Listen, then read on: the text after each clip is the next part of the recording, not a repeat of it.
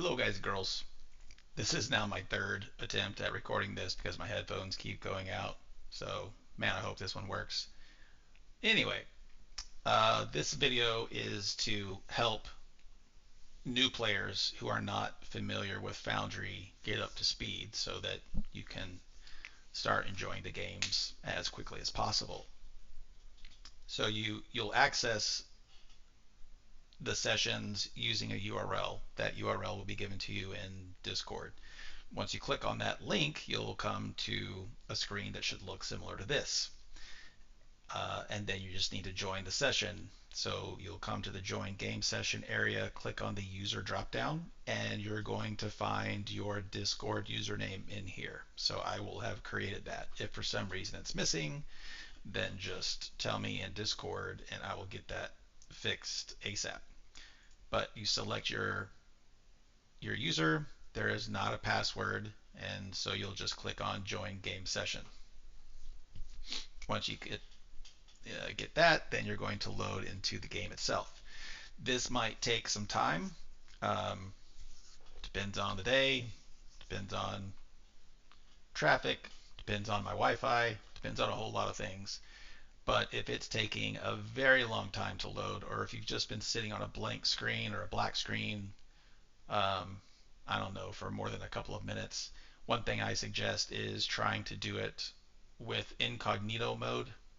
That seems to help, especially if the problem is more on your browser than it is with traffic or internet speeds, etc.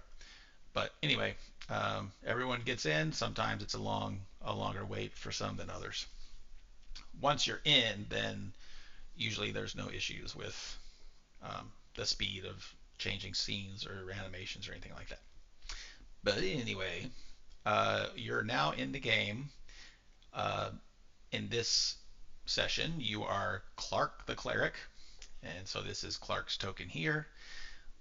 So to get to his character sheet, you just double click on his token, and voila, we have his character sheet. You can also get there by going to the actors right panel. So if we click on that, you'll see a list of characters. Depending on the campaign, you might only see your character and that's it. And then you can just single click on there and you'll see your character sheet. In some campaigns or some games, such as the one shots, I let everyone have visibility of everybody else's character sheet for learning purposes. So you can always click on theirs and check out what they have, but you can't roll for them or make changes or anything like that, of course. So now that we have the character sheet open, we'll take a look at that.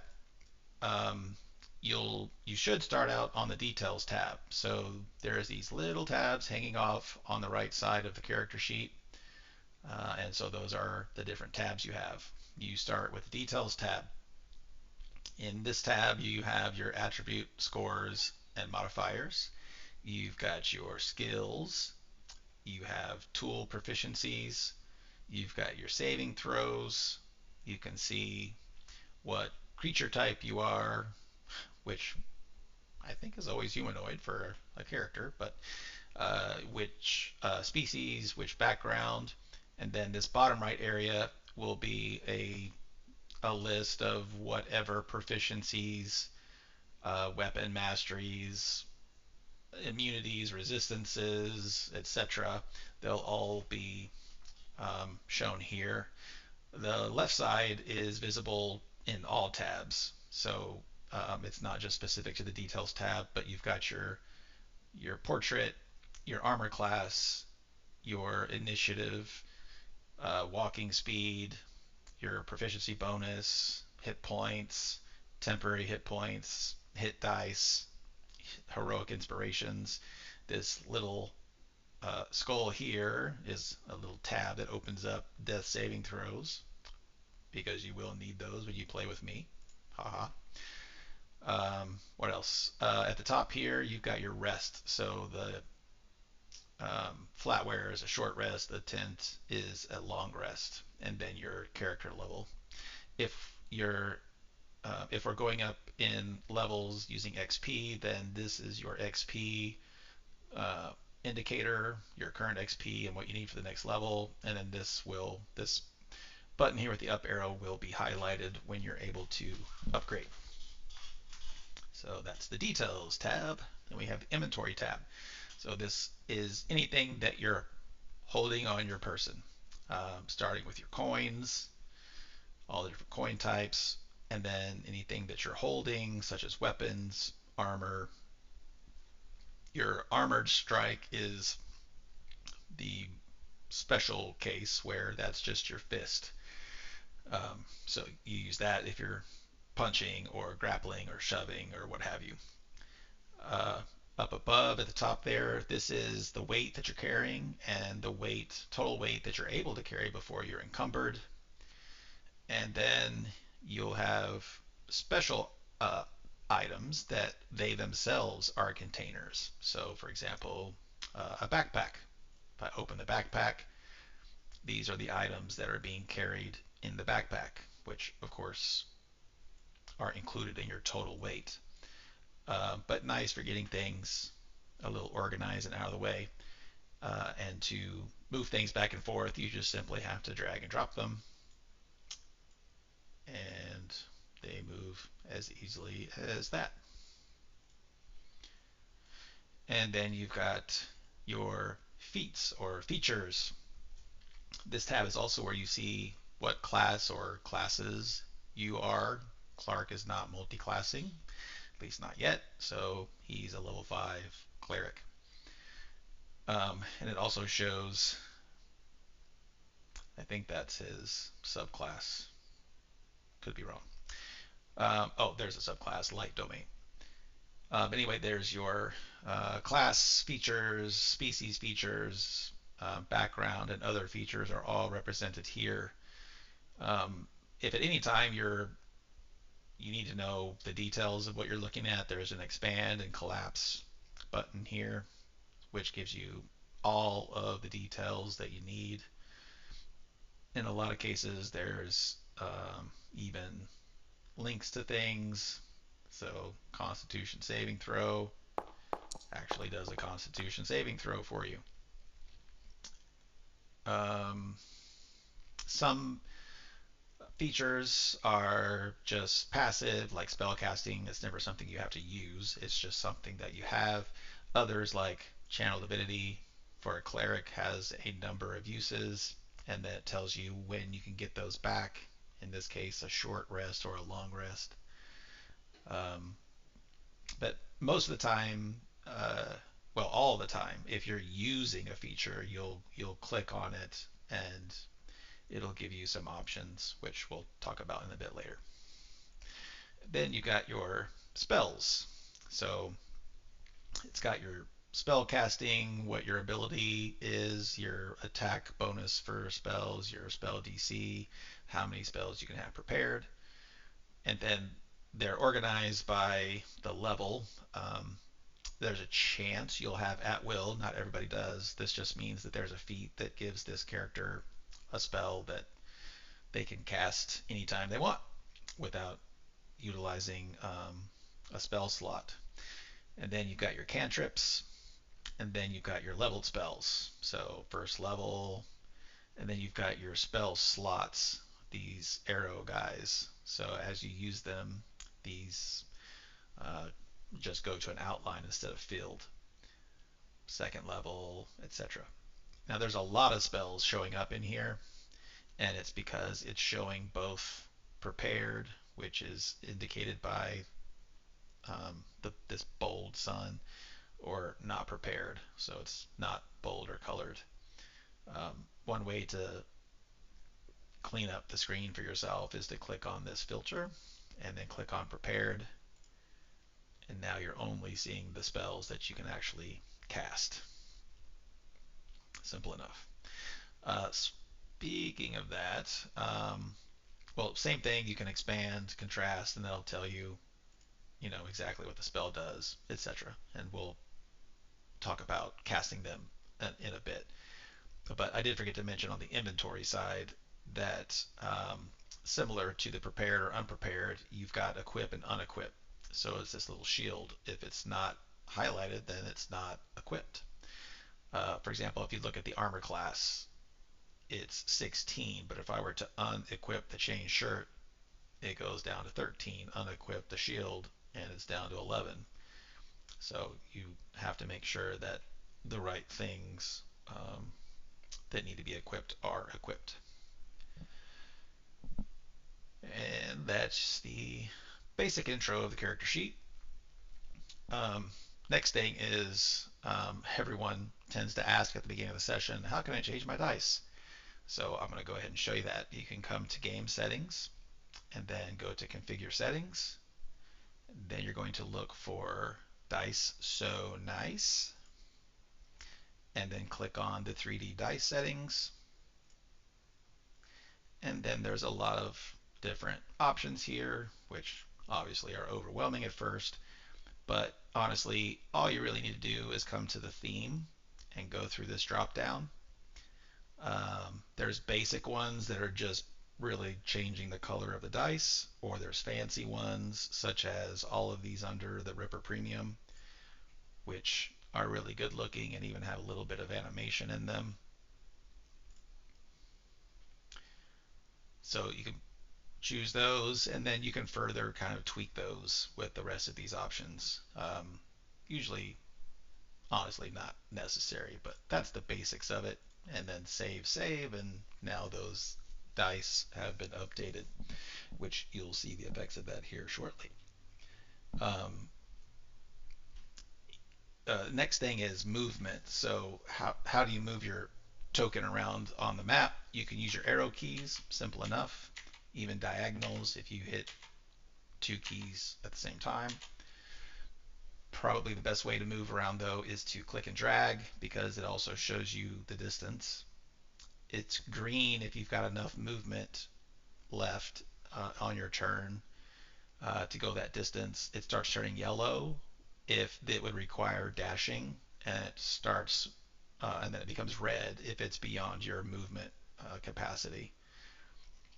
But you just click and drag and let go, and then you'll move in that direction. And then a lot of times you'll need to know how far away is something from my character. So for other creatures, you could just hover over them and it'll tell you. So the bugbears, excuse me, bugbear's 30 feet away. They're 15 feet, 15 feet, 10 feet, 15 feet. But if you want to know like how far away this tree is, then you got to use the measurement tool.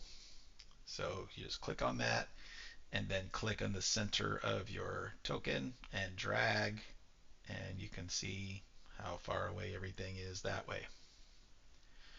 When you're done with it though, you have to make sure you go back to the select tokens. Otherwise, you're going to get frustrated because you can't figure out why can I not move my token. It's because you don't have the right things, the right options selected. And then next we can talk about combat. So on my screen, I initiate combat and I'll tell you roll for initiative.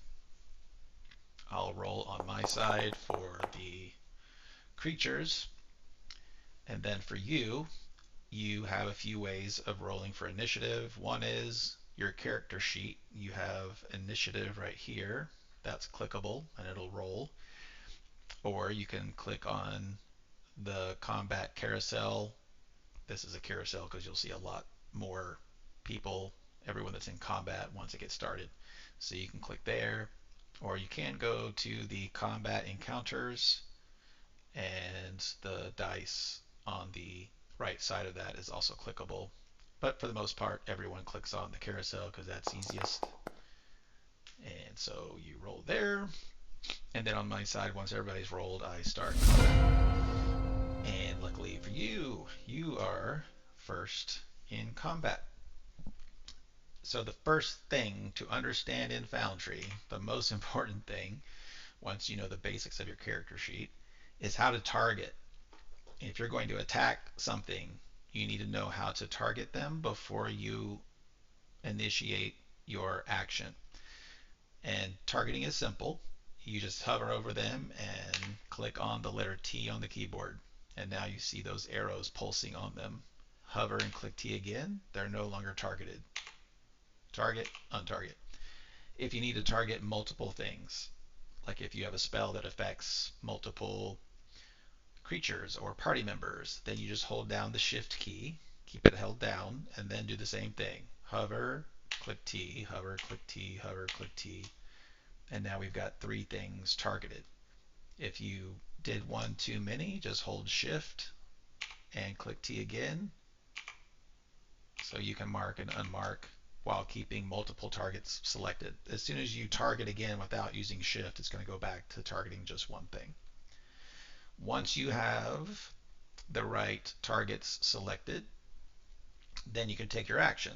So in this case, Clark, being a good cleric, wants to cast Bless on his teammates.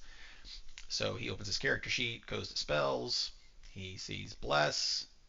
If you notice, when you hover over the names of the spells, they highlight, and that's because that's what it wants you to click. If I click on Bless, we'll see that we get a new little window pop-up come up. And this is going to be unique based on whatever it is that you click. Some spells are different, features are usually very different from one another, and some weapons are different from one another. But anyway, in this case, we have the spell Bless. We can upcast it, so we can decide here what level we want to cast a spell. You can turn off that it's going to be concentration, which you shouldn't do. And then you can turn off that it's going to use a spell slot, which occasionally we do because you have to recast it because something went wrong the first time or something. But for the most part, you would just choose what level you're going to cast and then cast it. And then it's very important in combat that we stay in the chat messages right panel, because every time you do something, it's going to create a card, and those cards are very interactive as well. So you can see here that you cast Bless, you targeted 3 of your members. On my screen, I see that, I confirm it, and then Bless is cast on your party members, and it will automatically affect their rolls as long as that effect is in place, which is cool. So that's an example of casting or targeting when you're casting a spell on multiple targets. But let's go back to targeting the bugbear. And even though we've already used our action, just for training purposes, we're going to continue doing additional actions. So I open up my character sheet again, and let's cast Guiding Bolt. So I click on Guiding Bolt. Its options are I can upcast it and maybe not use a spell slot, but for now we're just going to cast. In the case of a Guiding Bolt, you have to roll an attack roll. So the card gives us an attack button to click. And then we get this pop-up that you'll see frequently every time you do an attack roll. And it lets us decide, lets us decide if we're going to do an advantage roll, a normal roll, or disadvantage roll. This drop down can make it to where you could do a private roll that only you and I see, or a blind roll that only I see the results, not even you see it. But we're going to roll normal. Boo. Crit fail. Ouch. So we can see the results of that roll here. It's always red if it's a crit miss, and it'll be green if it's a crit hit. But anyway, we rolled a 1, had a bonus of +6, ended up with a 7, but the bugbear has an AC of 14, so that would be a miss. And again, that would be the end of your action, but we're going to do it again so we can see what happens when you hit. Hopefully that won't take long. Good. So here we can see that the end result was a 15 for a AC of 14. That means it's a hit, and we can just click normal damage. It automatically rolls that for us. And then on my side, I confirm these things, and so I can apply the damage. So if you look at the bugbear, boom, he took damage. He bled, and I also, in this case, apply the guiding bolt effect. So in this case, the next attack on him would be at advantage by default. And again, normally this would be the end of your turn, but we're going to continue going, and we're going to do a combat attack with, weapon attack. So if you did a weapon attack, then you'd be moving up to him, assuming it's melee. He's targeted. We go into the character sheet, go to our equipment, and I'm going to use the mace. So I click it. It creates the card. So I click the attack button. It defaults to advantage because of guiding bolt. And we swing and get a 17. Needed a 14. Roll the damage dice. And I apply that on my side, and he loses 3 more. When you're done with your turn, you can click on end turn. You can click on or go up to your image in the combat carousel, click on it. That's saying you're ending your turn, or you could do it in the combat encounters, but most people stick to clicking on that. And then it would be the next person's turn. In this case, it is the bugbear's turn. So that tells you how combat works. I'll end combat and then also show if you're not in combat, or sometimes when you're in combat, I guess, you also need to roll skill checks, saving throws, and just to show you, very simple, I have to be on the details tab. If I say, do a perception check, you'll come here and click on the word perception, and it will roll. Now, because Clark is a cleric and has guidance, it automatically popped up asking him, do you want to use guidance? And it's a cantrip, so why not? So I do that. So it rolls. It did the roll already, which was a 16. Then it rolled the guidance roll, which gave me 3, and I already had a +6 bonus, so the end result was 25. You do your saving throws the same way. So if I say, give me a strength check, or sorry, give me a strength saving throw, then you come here and click on strength. It does that roll. You probably failed that one with a 4.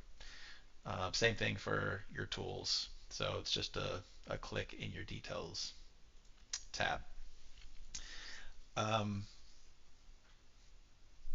So one thing about combat is, at least for me, that gets a little annoying is the character sheet getting in and out of the way, because you're constantly opening it, and then I keep minimizing it, which I'm doing by double clicking the title bar and then double clicking the minimized window. So there's a couple of things that make things go a little bit quicker. One is you have a favorites area of your character sheet. So whether it's a weapon, you can drag and drop it. A feature, you can drag and drop it. A spell, you can drag and drop it. And now you can use these from regardless of what tab you're on. You could be in details and still use your mace. But the character sheet is still kind of in the way. I got to make sure I targeted it. Okay, yeah, target it. Then I come in here and use mace. The better way is to take advantage of this action bar at the bottom, where you got 10, and actually you've got more than 10 because you have multiple bars, multiple pages. But you do the same thing. You drag in a weapon attack, a feature, or spell, and now you don't even have to open your character sheet at all if these are what you're going to do. You just click on mace and you get the attack card. So without having to open the character sheet at all, you can go through the whole thing, and then you get to see all the pretty little animations, and everybody has fun. So those are helpful little bits. And then one last thing, and I think we'll end the tutorial there, and that is managing your your items or buying things. So we talked about the inventory tab already. You've got gold. In this case, Clark's got 50 gold, 1 electrum, 45 copper. He needs to buy something. If you go up to the 3 dots on the character sheet and click on Equipment Shop, this will contain mundane items that, at least the way I do games, I'm fine with anybody buying the mundane items as they need them, at least for the most part. This gives you access to all items basically in any D&D book. So you do have to set a filter. So if we click on this filter button, what we really need to filter are the source books, like what books are we pulling items from. And for the most part, my campaigns and one-shots, you use Dungeon Masters and Player's Handbook from 2024 and Xanathar's, and depending, not for items, but for other things, you can use Tasha's Cauldron. Um, and otherwise, that would be it, unless we're, say, doing the Icewind Dale campaign, then you could also obviously get items from that campaign as well. But once you set that filter, now you're limited to just what you should be able to get for our campaigns. So the way this works, the left side is what's available, right side is your shopping cart, including how much money you've currently spent and how much money you currently have. If I see something in here I'm not really sure what it is, I can click on this plus button and it'll expand it and explain what that item can do for me. Or if I know, okay, I want ball bearings, so you just hit this plus. And you can hit the plus again, and that increases the quantity. So now you can see that thus far I'm spending 2 gold, so my balance is 48 gold, blah, blah, blah. So you can go through and grab as many things as you have the money for. Once you're done, hit confirm, and it updates your inventory. You can open up your backpack and throw these things that we're not going to be needing all the time. Ooh, except he's over encumbered in the backpack. You'll have to resolve that. But anyway, that is the down and dirty for getting into Foundry, and hopefully this helps. Obviously there's more to it, but we'll certainly learn that as we go through the different sessions. So good luck.